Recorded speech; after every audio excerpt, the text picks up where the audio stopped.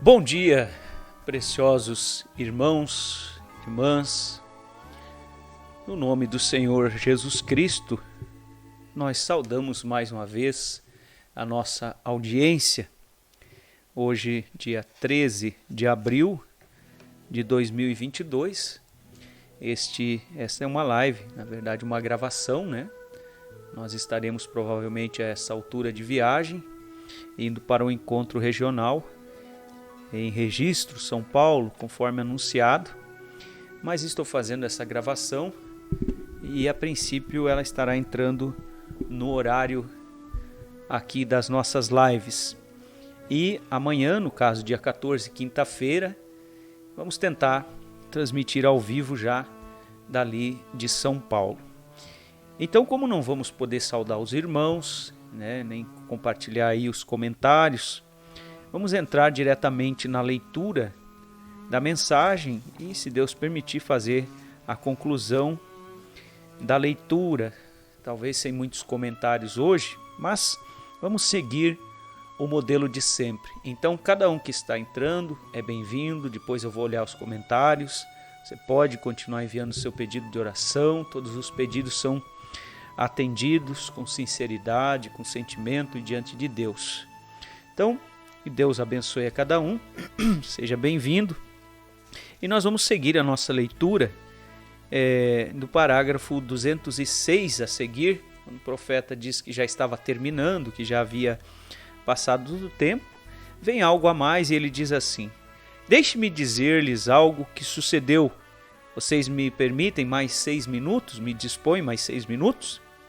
Aqui está aqui o reverendo Orland Walker de Oregon, que esteve aqui o domingo que eu estive aqui. Alguém sabe desta grande e estranha coisa? Eu vim aqui, e tanta gente aqui, e tinha um monte de entrevistas e todas as coisas de importância, moços casados, beberrões, coisas diferentes e coisas importantes. Cada uma delas deveria ter sido vista. E eu não posso fazer tudo isso, eu os entrego a Deus e ponho as minhas mãos sobre eles e oro. Ó Deus, eu não poderia fazê-lo. Chegue a eles, Senhor. Opera, tu sabes como fazê-lo. E eu oro por cada um. E Billy me chamou e eu acabava de chegar com o irmão Banks. E ele disse: papai, tu... E olhem, eu vejo as pessoas dirigirem ali fora, às vezes os vejo e os saúdo assim, e eles quase voltam os seus rostos, e eu não quero que vocês façam isto. Outro dia, quando andavam comprando esse lugar ali em Tucson para que eu morasse nele, o irmão Tony tinha um lugar que queria comprar-me, que custa mais ou menos 3 ou 4 vezes do que este lugar vale. Até queria pôr tantos $1.000 ele mesmo, porém a única maneira que ele podia entrar ali, um porteiro estava de pé ali. É um bairro residencial ali, porém qualquer pessoa que vive ali tem que ter permissão em escrito. Logo, esse porteiro chama a você e vê se está bem que você entrasse. Quer dizer, uma espécie de condomínio, né? A pessoa tinha que chegar ali, se identificar, então o porteiro contactava a pessoa, morador do condomínio, né? Para ver se estava bem, que o visitante entrasse e assim abria ali a porta para que ele entrasse e visitasse aquele morador dentro desse condomínio, né? Que no caso seria uma possibilidade na época, né, que o irmão Tony estava vendo para que o profeta morasse ali, o irmão Branham. E ele disse assim: e logo esse porteiro chama você.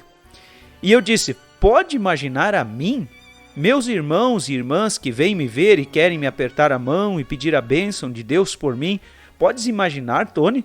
E eu pôr-me ali? E ele disse: bem, você tem... E eu disse: Tony, o modo que a igreja e todos eles pedem às pessoas que não venham aqui ao redor. Eu disse: isso é para a gente que tem tudo que quer que eu faça. Eles dizem: bem, o Senhor me disse, aleluia, eu vou ficar aqui, glória a Deus. O Senhor disse que tem que levar a cabo os cultos aqui em nosso grupo. Sim, Senhor, glória a Deus. Deus me disse isso. Se não o faz, irmão Branham, em verdade tem caído. E eu tratando de estudar, e várias pessoas boas perdem a estrada por causa disso. Assim como o homem que sai de caça aqui no rancho, o rancheiro diz: entre, você pode caçar. E você entra e mata a uma de suas vacas. Um coelho correu debaixo da vaca e de todas as maneiras atira o coelho. Você sobe sobre aquela cerca e quebra, e logo ele dirá: eu vou pôr uma placa de anúncio nesse lugar. Não o culpo nem um pouquinho, porém o que é o que faz. Impede ao caçador decente de entrar. Sempre é assim. É a maldade que o bom tenha a preeminência. Sempre é assim. É a maldade que impede que o bom tenha a preeminência. Sempre é assim. Isso é aquele ditado que nós conhecemos, né? Os bons pagam pelos maus. Segundo esse ditado, e aqui o profeta está dando o exemplo. O caçador pede licença para caçar, o dono do lugar diz: pode caçar. Aí ele vai lá, atira na vaca do homem, sobe na cerca, quebra a cerca, vamos dizer, vai destruindo tudo. Em outras palavras, isso tipifica um crente, um cristão, dando um mau testemunho. Ele joga sombra sobre o restante do rebanho, ele joga sombra sobre aquela igreja, ele joga sombra sobre aquele ministério. Saiba que você, irmão e irmã, representa um corpo, representa um companheirismo, representa um grupo de irmãos. Então, como disse Paulo, se um membro do corpo, vamos falando, é claro que ele está falando sobre o corpo de Cristo, e não é os membros de igreja que formam esse corpo, literalmente, mas são aqueles que são selados, que têm recebido o batismo do Espírito Santo. Mas, de um modo geral, falando da igreja, você pertence àquela igreja, vamos dizer, àquela comunidade. E quando sabe-se que você é dali, você dá um mau testemunho, então você acaba trazendo uma desaprovação aos olhos daqueles que não conhecem que, como disse o profeta, todo grupo tem 3 classes de crente. Todo grupo tem 3 classes de crente. Então seja você da primeira classe, cuide, vele, porque isso pode atrapalhar, perdão, até mesmo no evangelismo. Lembra você, eu creio que foi Tito que falou sobre o comportamento das esposas, das mulheres, e ele usa a expressão assim, ele diz, para que a palavra de Deus não seja blasfemada. Observa você, deixa-me ler essa escritura. E lá vamos nós, né? Eu pensei que apenas ia fazer uma leitura, até porque é uma gravação, mas eu sei que os irmãos estarão assistindo, e não é porque é uma gravação que nós vamos fazer de qualquer forma, né? Timóteo, 1 Timóteo, 2 Timóteo, então vem a carta de Paulo a Tito. Deixa-me achar aqui rapidamente. Aqui, ó, verso... vamos tomar aqui, ó, observe isso. Outro dia eu fiz uma live, aqui está pelo canal A Voz do Pastor, usando esta escritura. O tema era, é necessário tapar-lhes a boca. Está aí no nosso Facebook, eu creio que no canal também. Diz assim, as mulheres idosas semelhantemente, isso é Tito capítulo 2, verso, vamos pegar do 1 até o 5, que é o versículo que eu quero chegar. Ele diz assim, tu, porém, fala o que convém à sã doutrina. Os velhos sejam sóbrios, graves, quer dizer, que tem um peso no seu falar. Não seja um tagarela, um bobo, entende? Mas que tenha peso no seu falar, que seja equilibrado, que seja moderado, que seja sereno, que seja sério no seu viver. Ele disse que sejam sóbrios, que sejam graves, que sejam prudentes, sejam sãos na fé, sadios na fé, não cheio de raiz de amargura, de rancor, vamos dizer, de desgosto com esse irmão, com aquele irmão, com o ministério, o que for. Há pessoas que, como disse o profeta, aquela folha, aquele espinho no deserto, era como se fosse uma folha, mas por faltar-lhe a água, ela foi se secando e se tornou um espinho. Então, que seja sadio na fé, tenha uma vida de oração, reconheça Deus, vamos dizer, no seu irmão, sadio na fé, no amor e na paciência. Verso 3, as mulheres idosas, semelhantemente, que sejam sérias no seu viver, como convém às santas, não caluniadoras, não dadas a muito vinho, mestras no bem, quer dizer, professoras no bem, vamos dizer que saibam ensinar. Aí no verso 4 diz, para que ensinem as mulheres mais novas a serem prudentes e amarem os seus maridos e amarem os seus filhos. Outro dia, não falo isso em tom de brincadeira, mas muitas vezes é ouvido que o compromisso do homem é amar a mulher, como diz, creio que Efésios 5, amar a esposa assim como Cristo amou a igreja e diz, e a mulher obedeça ao marido. Muitas vezes eu já vi irmãs mesmo dizendo que elas não precisam amar o marido, somente obedecer. E um dia eu estava mostrando isso aqui para minha esposa, eu disse, eu vou te mostrar na escritura e você também tem que amar o marido. Não que não ame, né? Por isso disse, não em tom de brincadeira, mas observe, para que assim ensinem as mulheres mais novas a serem prudentes. O que é ser prudente? É ser cuidadoso, é olhar à frente, é saber que cada passo, cada caminho tomado leva a um destino e que muitas vezes não se vigia e acaba tendo consequências dos seus atos. Então, serem prudentes. Observe, cuidadosas, amarem os seus maridos, aqui está, amarem os seus maridos, amarem os seus filhos, a serem moderadas, puras, boas donas de casa, sujeitas aos seus maridos, e diz a Escritura, a fim de que a palavra de Deus não seja blasfemada. Não seja blasfemada. Compreende você? Porque abriria a porta para que a palavra de Deus fosse blasfemada. Não está blasfemando o marido, não está blasfemando a vida dela, mas a Bíblia diz a palavra de Deus está sendo blasfemada. Porque aquela pessoa professa ser uma cristã, vamos dizer, ela da boca para fora dá testemunho de que é uma cristã, as pessoas vêm sair, quem sabe, nos domingos com a Bíblia e dirigindo-se para o culto, mas durante a semana a vida conta outra história. Compreende você? Então observa, isso abre brecha para que a palavra seja blasfemada. E aí ele segue dizendo, exorta semelhantemente os jovens que sejam moderados. E aí o obreiro, olha só, e em tudo te dá por exemplo de boas obras, na doutrina mostra incorrupção, gravidade, quer dizer peso, sinceridade, linguagem sã e irrepreensível, não carregado de gírias e essas coisas, vamos dizer, sendo claro como um homem, falando diretamente, de forma amorosa, mas de forma firme. E ele disse, mostra incorrupção, gravidade, sinceridade, linguagem sã e irrepreensível, para que o adversário se envergonhe, não tendo nenhum mal de dizer contra vós. Aí ele segue dizendo aqui sobre os servos e assim por diante. Mas compreende vocês, irmãos, o que é o testemunho de um cristão, de uma cristã, de um filho, de uma filha? É isso que o profeta está mostrando aqui, fazendo essa analogia desse caçador. Entra ali, atira na vaca do dono da propriedade, quebra as cercas do dono, o dono chega e diz, olha, eu não vou permitir mais que entre aqui.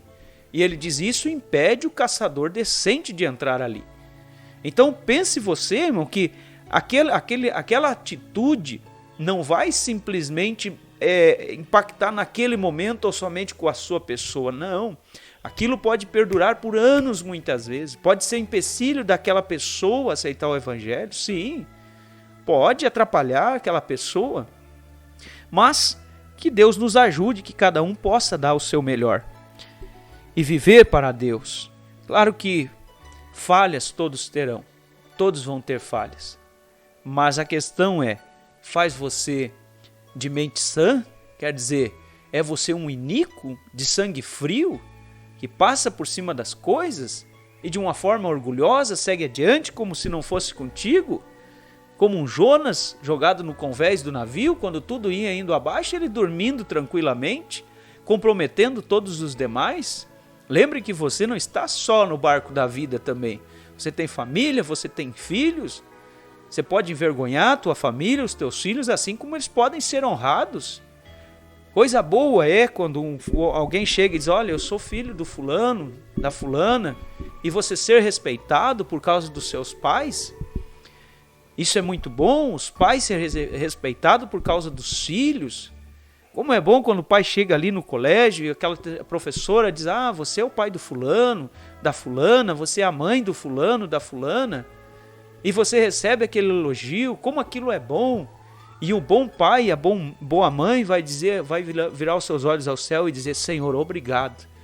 Porque por mais que nós ensinemos, por mais que nós demos o nosso melhor e demos testemunho, tudo é a graça de Deus. Nós não somos merecedores de coisa alguma. Compreende você? Mas não é por isso que você não vai fazer a tua parte. Instrua o teu filho o caminho que ele deva andar e mesmo quando for mais velho, não se desviará dele. Quer dizer, o caminho continuará diante dele em todos os momentos. Seguindo aqui. E ele disse assim, porém, essa gente milhares, na verdade, são necessitados e gente boa, e gente carinhosa e cheia da graça de Deus. Agora temos isto, como esta gente vem assim, e não queremos isso não. Porém, este homem veio e Billy disse, corre papai, vem logo. E ele disse, o senhor Waldorf está ali com uma pessoa morrendo. Tens que vê-los logo, logo. E eu corri e vim aqui. E vindo de regresso disseram, não havia ninguém mais que um homem dormindo aqui ao lado, lá fora, numa almofada, o dia todo no passeio do edifício. E ele disse, que ele quer ver você, quer que você ore por ele. E eu disse, está bem. E ele disse, eu o trarei para dentro, eu o trarei. E ali estava, eu penso, um Cadillac ou alguma classe de auto grande, de carro grande, em que eu vim. E esse homem disse, como está você? E ele não me conhecia. E eu entrei, e a irmã Waldorf, a pobrezinha, entrou. E vocês sabem, vocês conhecem o seu caso ou não? Ela tinha câncer e morreu na fila de oração como que 1 hora antes de que eu chegasse a ela.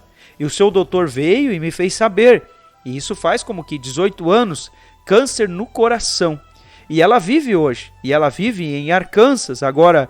E nesse tempo estava em Fênix, e ela disse, irmão Wilf, irmão Wiley, não queria vir assim, porém, não tinha nenhum lugar aonde estar, eu não queria... E eles disseram que esta mulher vai morrer, irmão Wiley.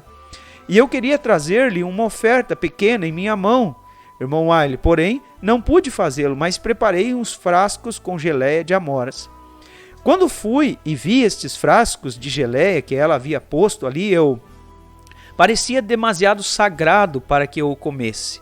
Aquela querida velhinha como que de 70 anos de idade, eu disse, irmã Hatt, eu não poderia dizer não. Não, Jesus viu a essa pequena viúva por seus 3 centavos e a deixou. Não, Deus a recompensará. E assim o Senhor curou a mulher. E curou tudo o que tinha e revelou a seu pastor o que ele tinha em sua mente e o que ele estava suposto a fazer, outra coisa. E eles todos saíram gritando. E logo Billy disse, papai, aquele homem se foi. Eu não posso... E eu disse, quem é aquele ali fora naquele automóvel? Ele disse, um homem que veio de Oregon, tem um certo sonho. E eu lhe disse que não lhe daria nenhuma falsa esperança. Aqui estão 300 aqui esperando agora. E eu lhe disse que escrevesse o seu sonho. E eu tenho um monte aqui tão alto e eu porei com eles. E eu disse, traga-o aqui. E dê-lhe 5 minutos. Bem, assim que entrou o homem em 5 minutos, ele disse, eu sou o reverendo Walker.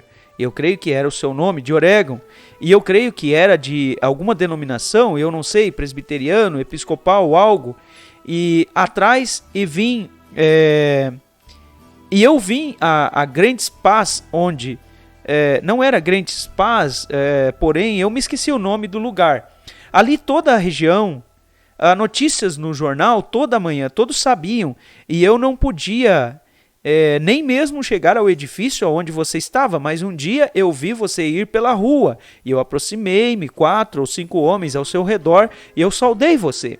E eu disse a você que eu era o irmão Walker, e você me disse quem era você, e dissemos umas poucas palavras, e então 3 ou 4 grandes homens simplesmente te puxaram. E ele disse, eu não era crítico, e não era por você, ele disse, eu simplesmente não compreendi. E ele disse, assim eu segui por uns quantos anos, e depois de certo tempo, um homem me disse que viesse escutar umas fitas, faz 3 anos. O homem pôs a fita, e quando fez, ele disse, eu o ouvi falar. E ele disse, este homem crê que você era um profeta. E eu disse ao homem, eu não sei dessas coisas, pode ser, por tudo o que eu sei. Assim ele disse, então outro homem veio a nosso povo e teve um culto. E eu conheci, e ele disse, eu sou o profeta de Deus dessa era. O outro homem disse, observe, vamos ver em quanto tempo nós temos aqui, ainda temos tempo. Eu sou o profeta de Deus dessa era. Ele disse, quantos indivíduos são vocês? E ele disse, eu tenho ouvido aonde eles... Um homem aqui estava ouvindo a fita que disse que William Branham, ali no leste, que era um profeta do dia e coisas semelhantes. E ele disse, este homem, eu não vou dizer o seu nome porque não soa bem aqui, vê você? Serve a ética, né? O profeta, a ética. Não vou dizer o seu nome porque não soaria bem, vê você? E ele disse, eu conheço William Branham. Ele disse, porém, ele é todo falso em sua doutrina. Não é pentecostal, ele não crê na evidência inicial. Outra coisa, Ele disse que esses profetas maiores e menores não há tal coisa. Ele disse, é profeta ou não é, e isso é tudo. Ele disse, bem, Senhor, eu não discuto com você sobre isso ou nada mais. Disse, senão o que ouvi a este homem dizer, que este homem, William Branham, é. Então esse ministro ouviu alguém falando mal do irmão Branham, falando mal do profeta, dizendo que ele era falso e tudo mais, e colocando algumas doutrinas. Sabe que eu já ouvi muito das pessoas falarem que a mensagem, né? Eu não digo de um modo geral, desculpe dizer isso assim, mas eu não posso dizer de todos. Eu não sei. Eu posso falar de mim, da minha experiência, daquilo que eu vejo na Escritura. Compreende você? Esses dias uma irmã me chamou, que um tio dela, de um outro estado, de uma outra cidade, falou mal da mensagem, disse isso é uma seita, isso, aquilo, e vocês não creem no Espírito Santo e tanta coisa mais, mas com muito ressentimento, com muito ódio. E a irmã disse, o que eu respondo para ele, irmão Reinaldo? Eu disse para ela, olha irmã, não responda nada, ore por ele e deixa-o seguir em frente. Eu não vou me colocar como um defensor, porque eu não sei o que disseram para ele. Eu nem tudo que falo em nome da mensagem é coisas que eu creio. Vamos dizer, eu me responsabilizo por aquilo que eu prego. Compreende você? Às vezes você se coloca para defender porque supostamente é da mensagem, mas às vezes tem uma doutrina acrescentada, tem um ponto de vista distorcido ou um testemunho ruim. Não pense que o mau testemunho é somente entre as denominações. Não, seres humanos são seres humanos em todo lugar. Compreende você? Então, é dessa forma. Eu disse para ela, não diga nada, simplesmente diga Deus abençoe e ore por ele. Não permita que o teu coração desenvolva algum sentimento negativo. Quem sabe um dia, se aquele homem se aproximar de pessoas que realmente têm o espírito da mensagem, não digo que ele vai se converter, mas pelo menos ele vai aprender a respeitar. Ele vai ver que realmente há um espírito ali, que crê na Escritura, que é dócil, que crê no Espírito Santo da maneira bíblica. Compreende? Então, muitas vezes a impressão que a pessoa tem, ou a forma dela ver, é por causa dos testemunhos ou dos maus testemunhos que têm estado diante dela. E assim este homem estava falando para esse ministro acerca do irmão Branham de uma maneira distorcida. E ele disse, bem Senhor, e este homem afirmou que ele era um profeta, e ele disse, eu simplesmente queria saber quantos há.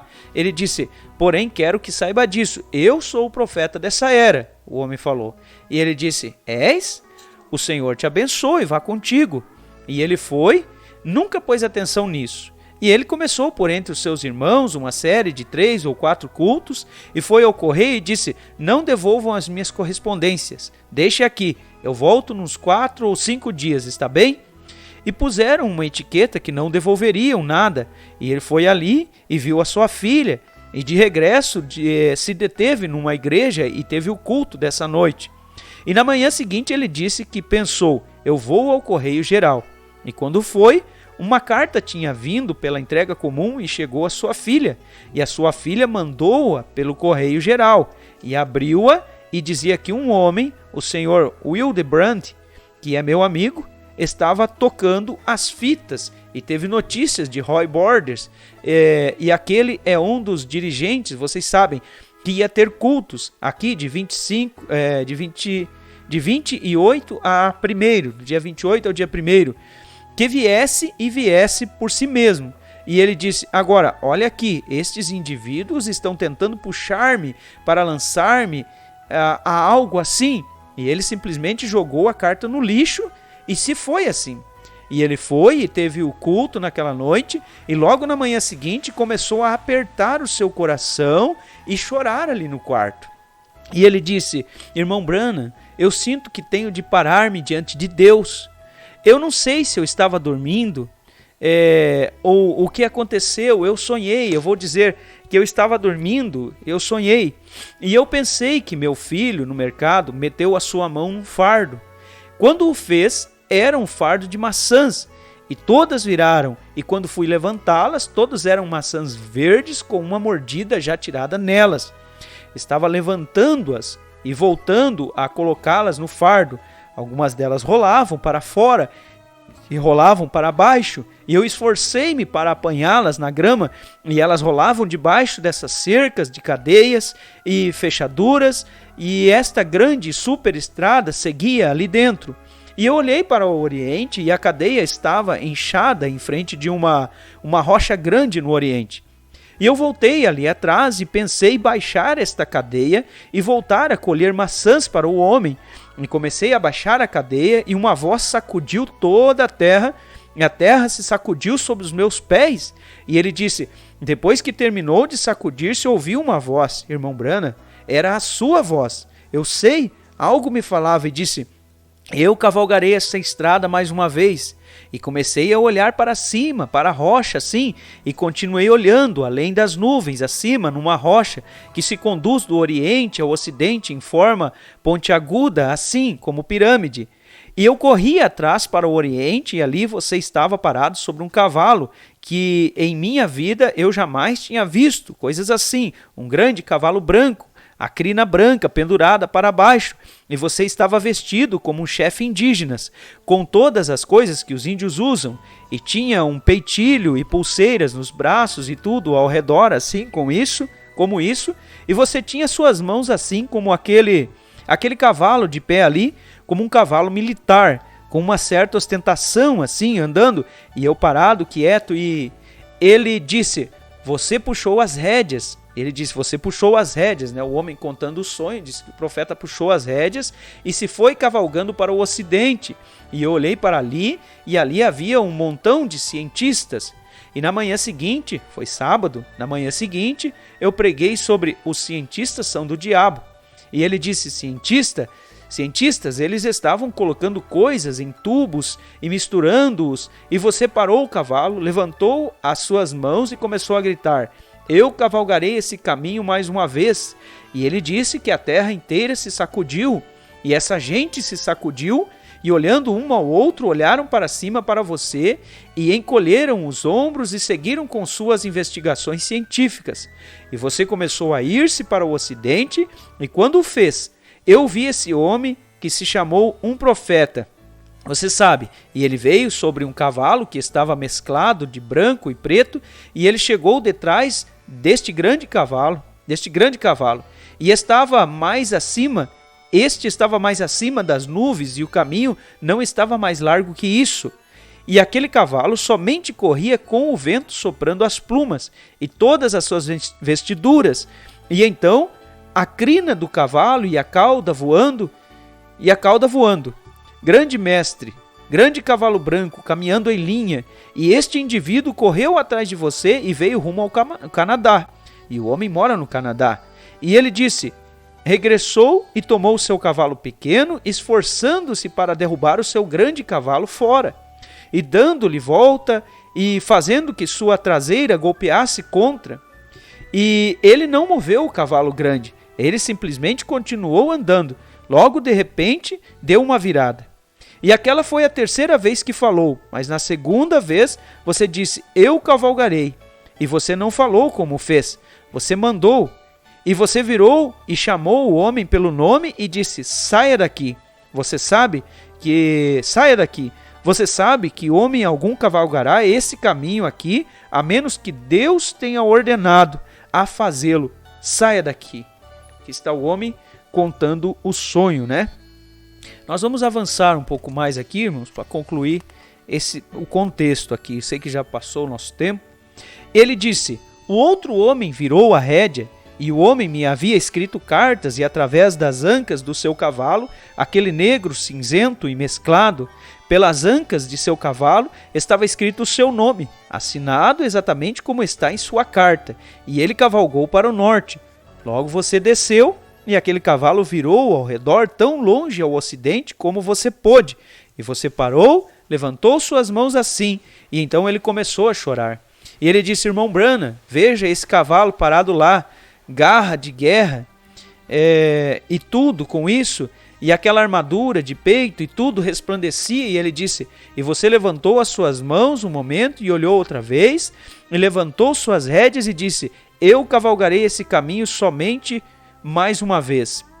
E ele disse: a terra toda de um lado ao outro assim, e já não permaneceu mais vida em mim. Somente caí abaixo, ao lado da rocha, e despertei. E ele disse: o que significa isso, Senhor? E eu disse: eu não sei.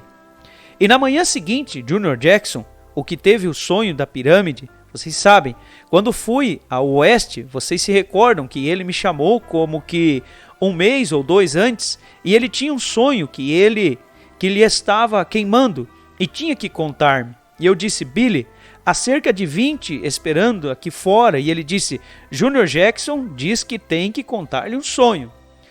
Olha, irmãos, eu sei que o nosso tempo estourou aqui, mas eu vou fazer a conclusão dessa mensagem, já que é uma gravação. Vamos concluir aqui. Os irmãos que não podem assistir toda, né, e tiverem interesse, talvez não tenha essa mensagem, pode assistir posteriormente. Então nós vamos seguir aqui e isso fica gravado. Observe. Ele disse: na manhã seguinte, Junior Jackson, que teve o sonho da pirâmide, você pode ver o próprio irmão Jackson contando isso. Há um vídeo no YouTube que ele conta sobre esse sonho aqui. E nós não vamos entrar nesses detalhes. Nossa intenção não é entrar nesses detalhes, apenas vamos ler na íntegra, assim como o profeta pregou. E ele disse: vocês se recordam que ele me chamou como que 1 mês ou 2 antes, e ele tinha um sonho que lhe estava queimando e tinha que contar-me. Eu disse: Billy, há cerca de 20 esperando ali fora. Ele disse: Junior Jackson diz que tem que contar-lhe um sonho. Eu disse: mande-o aqui, uns 5 minutos. E ele trouxe a sua esposa e ele disse para testemunha. E ele disse: eu sonhei, irmão Branham, que eu e minha esposa estávamos passeando. E vi atrás ao oriente, e parecia um ponto como um destes discos voadores. Vê? O mundo não sabe o que é isso. Você sabe, nós sabemos o que é isso. Sabemos que são anjos do juízo investigando, vê?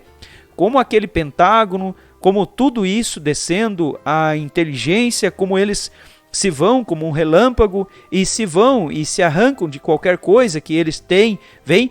Eles não sabem o que é isso. Deixem-os pensar o que quiserem. Eles os chamam de discos voadores ou qualquer coisa. Eles não sabem. E ele disse: e vi que vinha, e eu observei.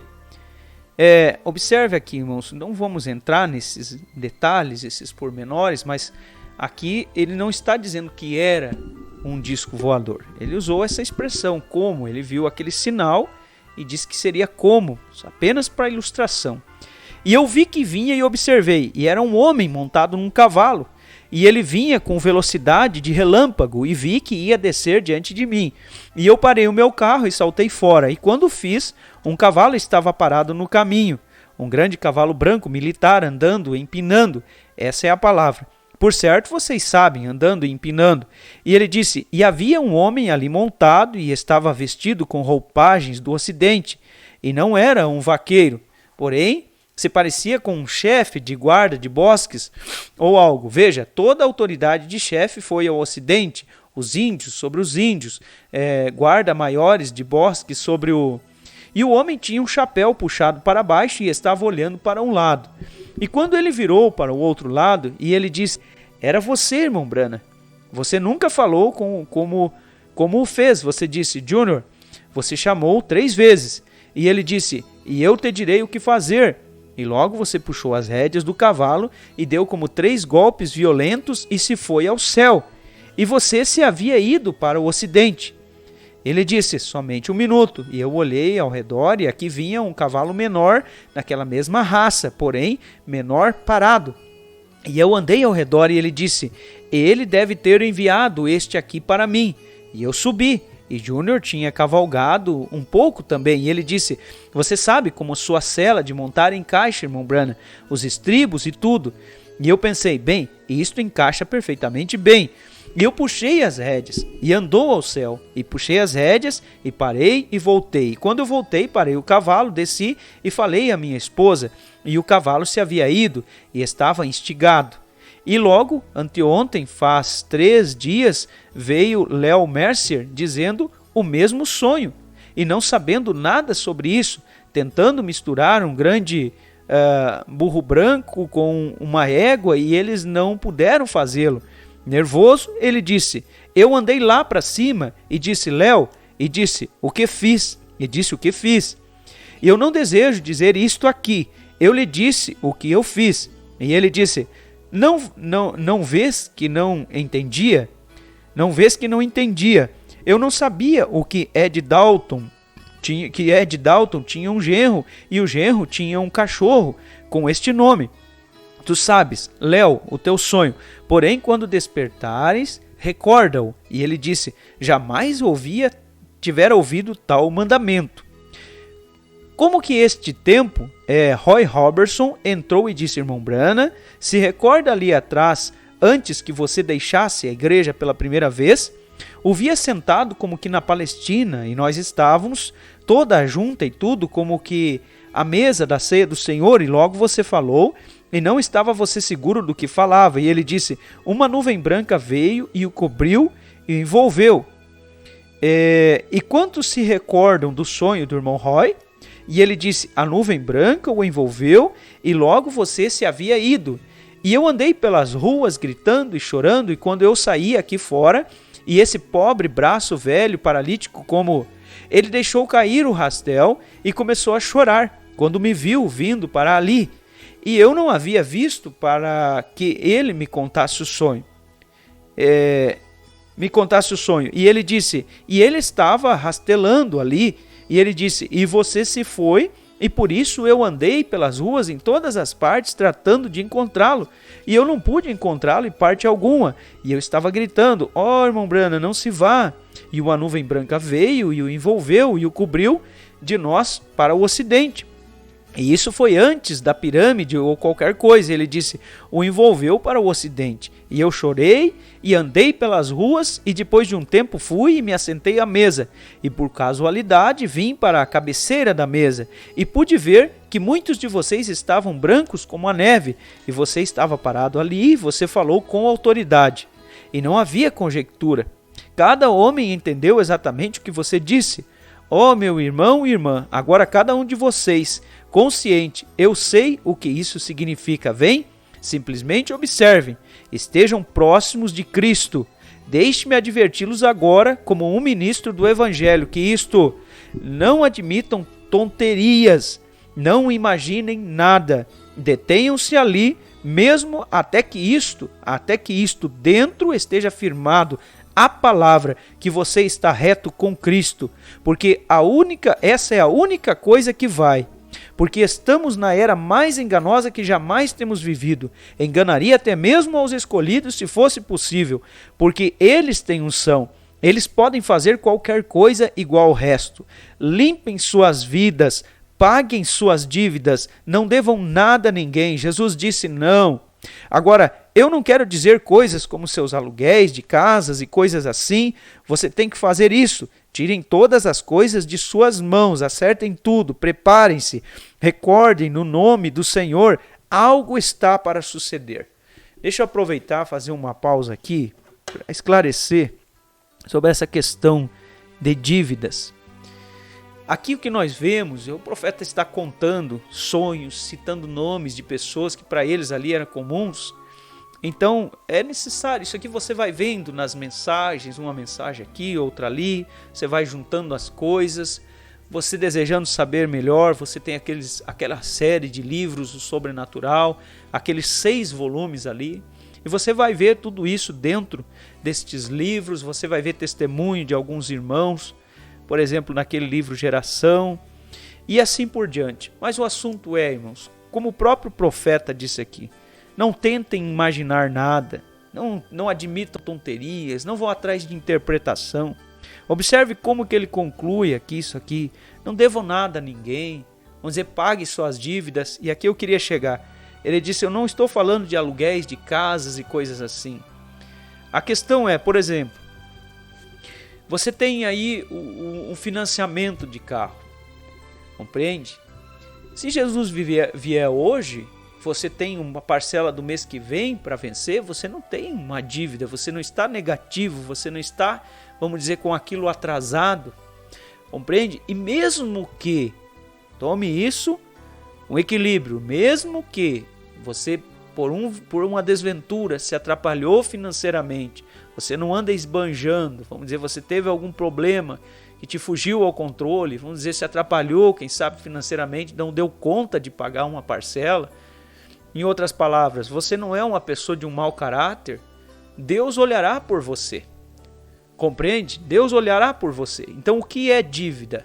Nesse sentido aqui, é quando você, por exemplo, eu já vi a pessoa pedir um dinheiro emprestado, um irmão pede dinheiro emprestado para outro irmão, não paga, vai lá, compra tênis novo, jaqueta nova. Um dia um irmão me chamou, estou usando esses itens, porque um irmão velho me chamou e me apontou um certo irmão e disse: olha, irmão, eu estou sofrido com algo aqui, estou com meu coração apertado. Ele disse: eu emprestei para aquele irmão ali e eu estou precisando agora. E ele disse que não tem para me pagar, mas eu estou vendo ele ali bem vestido, bem arrumado, com, vamos dizer, uma roupa nova, sendo eles conhecidos íntimos. Sabia que antes de dever ele não tinha aquilo, depois mesmo devendo estava gastando dinheiro, se vestindo bem, e o irmão que havia emprestado estava passando necessidade. Então, nesse sentido, você deve pagar a tua dívida primeiro, colocar primeiro em dia os teus dízimos. Sim, sabe que quando o profeta esteve ali, a sua mãe esteve doente, ele gastou bastante, sua esposa, o que for, ele chegou para o homem da farmácia e disse: olha, eu sei que eu estou te devendo, eu vou te pagar. Ele disse: primeiro vou pagar os meus dízimos, vou colocar minha vida em ordem financeiramente, depois eu venho aqui e eu vou lhe pagar. Quer dizer, você vai lá, você dá uma satisfação. Agora tem uma chave no meio de tudo isso, que é o seguinte: você precisa saber antes de comprar. Avalie se aquilo é uma necessidade, se você precisa daquilo, se realmente há uma necessidade, se é a hora, se é a maneira de você fazer aquela aquisição. Tudo isso precisa ser posto na balança, porque se lá na frente algo de errado acontece, você sabe que aquilo não era para uma ostentação, não foi algo que foi comprado sem você orar, sem uma necessidade, que seja algo legítimo. Então Deus te ajuda dessa forma. E ele disse aqui: e eu vou ao monte essa semana, não exatamente para caçar esquilos. Naturalmente, eu gosto de caçar esquilos, porém, eu vou ali com este propósito, dizendo: ó Deus, eu não sei a que lado mover-me, e eu não quero perder isto, ajuda-me. E vocês orem por mim, o farão? Eu estarei orando por vocês, oxalá que pelas misericórdias de Deus eu encontre a cada um de vocês e nos reunamos em uma terra melhor que esta aqui. Para que estamos nós vindo aqui? Que estamos fazendo? Estamos vindo aqui para brincar? Estamos vindo aqui reunindo-nos como um clube?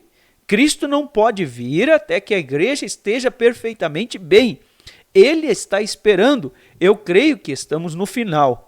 Olhem a Califórnia, olhem aos tumultos, olhem as 19 pessoas que foram mortas, racismo, quer dizer, lá nos seus dias, né? Não lhes disse faz pouco que a Martin Luther King ia dirigir a sua gente a um massacre? Quantos se recordam disso? Não é a gente de cor, são os líderes incitando-os. Não é a integração, segregação ou o que querem chamar. É o diabo, é a verdade. Não só para os brancos, os de cor, são todos eles, é o diabo. As faculdades mentais e razões do homem estão arruinadas. Não há esperança. Está além da esperança. A coisa inteira é uma chaga apodrecida. Quer dizer, uma ferida apodrecida. Ele diz: as faculdades do homem, elas não podem fazer decisões. Eu não sou um político, eu não, e nem democrata ou republicano, todos eles estão corrompidos. Eu sou por um reino, e esse é o reino de Cristo Jesus. Isto é tudo. Mas como o mundo tem visto o montão de fantoches como os que temos ali, como aquele montão de texanos que temos ali, ora, eles dizem o que o povo quiser. Se quiser comunismo, lhe daremos comunismo. Se quiserem integração, lhe daremos integração. Querem segregação, lhe daremos o que for. Aonde está o homem? Oh Deus, isso é como o púlpito. Aonde está o homem? O homem, que defende os princípios. Aonde estão as mulheres que defendem os princípios? Aonde está uma igreja que defende um princípio? Eu não tenho um níquel que valha o tempo por um espírito insípido, que cede e que é comprometido. Compreende você? Se vende pela palavra. Se uma mulher é mulher, então que seja dama. Se um homem é homem, então que seja homem. Se é presidente, aonde está o nosso John King Adams? Aonde estão os nossos Abraham Lincoln, um homem de princípio? Aonde está o nosso Patrick Henry? Disse, dê-me a liberdade ou dê-me a morte, citando nomes, né, de homens que tiveram seu valor. Aonde está um homem que defende a retidão? Aonde está um homem que não tem medo de falar sem considerar se todo mundo é contra ele, falar o que é certo, sofrer e morrer por isso? Aonde está o nosso Arnold von Winkelried? E neste mundo hoje, aonde está o homem de integridade? Aonde está o homem de espírito? São tão insípidos e estão tão revoltos que nem sabem em que lugar estão. Deus, deixe-me permanecer com os princípios de um homem como um ministro, a palavra de Jesus Cristo, porque os céus e a terra passarão, porém ela nunca falhará, e sobre esta rocha edificarei a minha igreja, e as portas do inferno não prevalecerão contra ela. Ponhamo-nos de pé, cita Mateus 16. E cantemos, benditos sejam os laços que unem os nossos corações em amor cristão. O companheirismo fraternal é como lã de cima, é como o lá de cima. Agora, deem as mãos uns aos outros, diz o profeta. Segue cantando, quando partimos para distante, dá-nos uma dor interior, mas estaremos juntos em coração e esperando encontrar-nos novamente, até nos encontrarmos aos pés de Jesus, até nos encontrarmos, e Deus seja contigo até nos encontrarmos novamente. Vamos inclinar nossas cabeças agora, enquanto o irmão Neville nos despede com uma palavra de oração. E voltem à noite, estaremos esperando um grande culto aqui no tabernáculo. Deus os abençoe e orem por mim, e eu orarei por você. Não pensem que eu sou um fanático. Amigos, não pensem que eu estou tratando de jogar algo sobre vocês. Eu os amo e eu tenho um princípio, e este é a Bíblia. E nenhuma só palavra se pode tirar, nenhuma só palavra se pode acrescentar. Eu creio assim como está escrito. Vamos inclinar nossas cabeças. Nosso fiel e bom pastor despede a congregação. Deus abençoe, irmão Neville. E aí o irmão Neville, que era o pastor ali, pastor do tabernáculo, ele ora para despedir a congregação.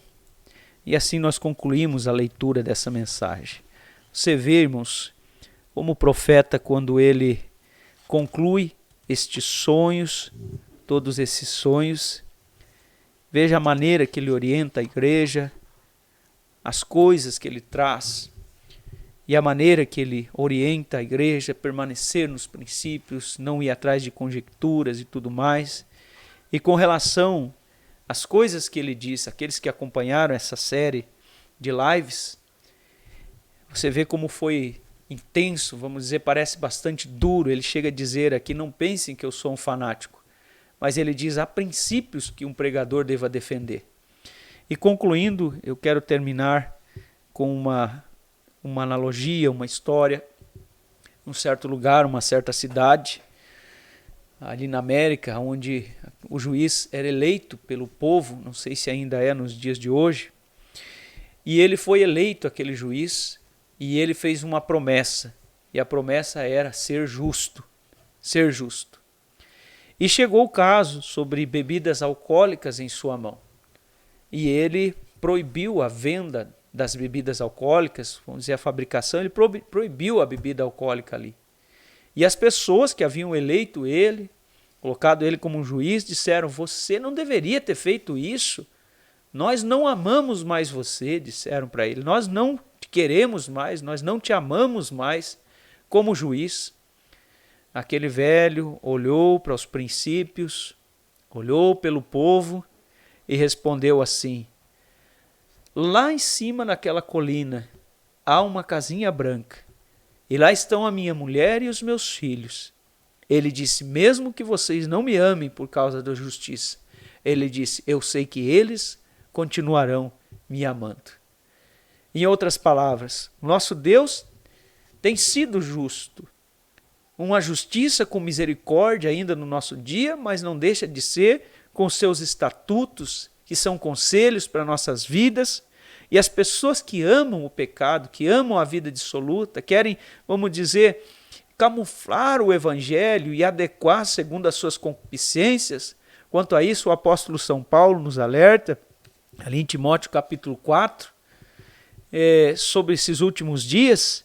Ele disse, mas lá naquela casinha, quer dizer, entre os meus filhos, a minha família, continuará me amando segundo a minha justiça, segundo a minha palavra. Irmãos, que Deus abençoe a cada um, no nome do Senhor Jesus Cristo. Obrigado por ter acompanhado. Você que ainda não é inscrito no nosso canal, o Evangelho Apostólico, nós estamos todas as manhãs, de segunda a sexta, ao vivo, exceto essa gravação de hoje que, por conta da nossa viagem, está sendo gravada, né? Contamos com a oração de cada um por nossa viagem, que Deus lhes dê um dia abençoado e até amanhã, no nome do Senhor Jesus Cristo. Amém.